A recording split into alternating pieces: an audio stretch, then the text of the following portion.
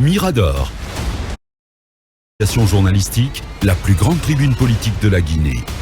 Avec Aboubacar Diallo, Talibé Bari, Mohamed Mara, Mamadou Ouri Diallo, Akoumba Diallo, Kabinet Fofana, Mohamed Kaba, Mamadou Diambaldé.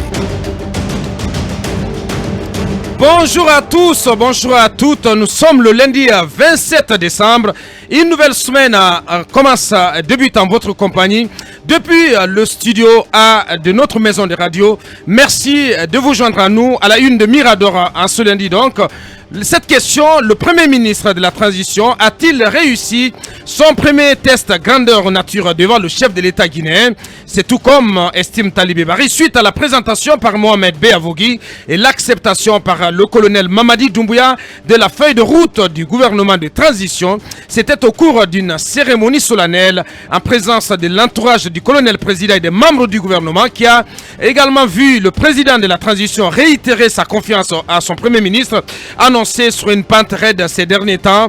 5 grands axes sont consignés dans le document présenté par Mohamed Beavogui. La rectification institutionnelle, le cadre macroéconomique et financier, le cadre légal et la gouvernance, l'action sociale, l'emploi et l'employabilité, les infrastructures et l'assainissement.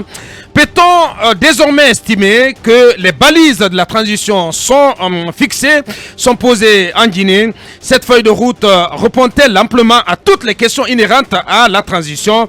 Et que vaut une feuille de route de la transition sans chronogramme et sans délai? Mirador posera le débat.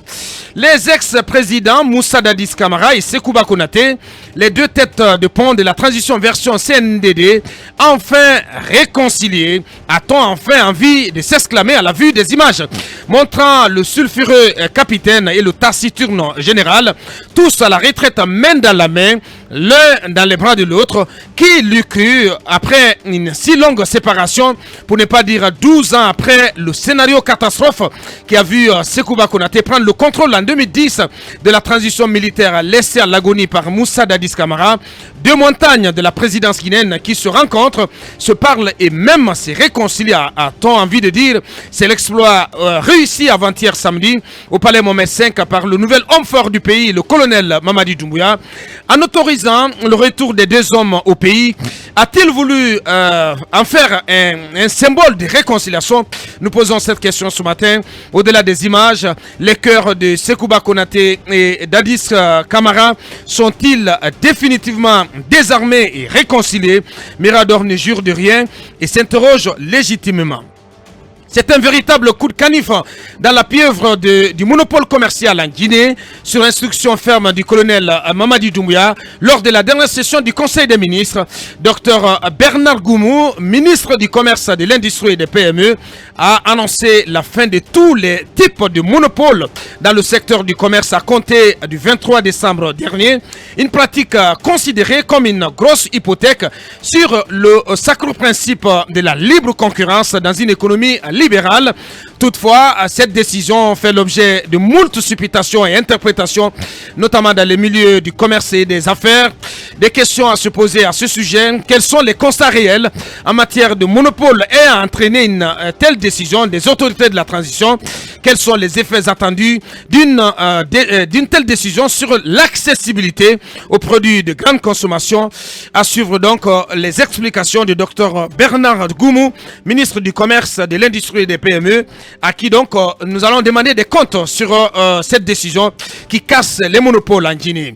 Le pachyderme national va-t-il débarquer à la CAN camerounaise en possession de tous ses moyens physiques et mentaux? Le 11 guinéen réussira-t-il une préparation de choc avant d'entrer en scène le 10 janvier 2022 à la Coupe d'Afrique des Nations prévue au pays de Samuel Eto'o? Tant de questions et d'autres à poser sur la compétitivité même du Sili Senior à la prochaine biennale du football africain. Tant les coéquipiers de Naby Keïta auront sapé le moral de leurs supporters ces derniers mois, et ça il faut le dire. Des questions qui traduisent donc autant d'inquiétudes sur la capacité des poulains de Kaba Diawara à sortir de la phase des poules pour se projeter loin dans cette CAN au couperet. Alors, quel est le plan de préparation et de participation du Sili national à cette CAN? Question centrale et d'autres que nous allons poser à M. Sega Diallo. Il est vice-président du CONOR, entendez, comité de normalisation de la FEGIFOOT. Il prendra la parole dans cette émission. Voici donc le menu. Encore une fois, merci de votre fidélité. Bienvenue.